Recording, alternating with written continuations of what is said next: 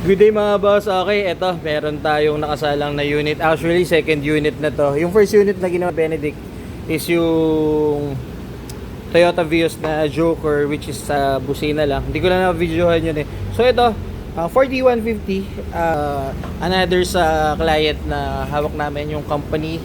So ito is, inatid lang yung unit dito. So ang issue na ito mga boss is aircon. Chinek na namin to nung isang araw na nandun sa company. So ang sabi na kailangan ma-check to ng ng mabuti. So nakikita kasi ng ating technician na si Benedict is pwedeng electrical or yung compressor. So especially mga boss, Ford ang unit, so kailangan dito talagang pag chinek, pag diniagnosis, talagang sure yung diagnosis kasi hindi rin biro yung gagawin trabaho to.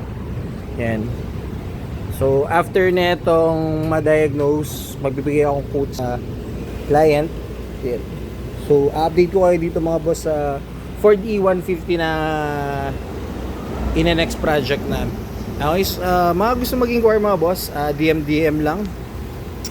Battery, auto electrical, car aircon, car tint. So ang shop natin is located dito sa Marikina, Katipunan Street, Barangay Consulas. Okay, so may nagtanong sa akin kung free check up tayo dito sa shop. Yes, free check up po tayo.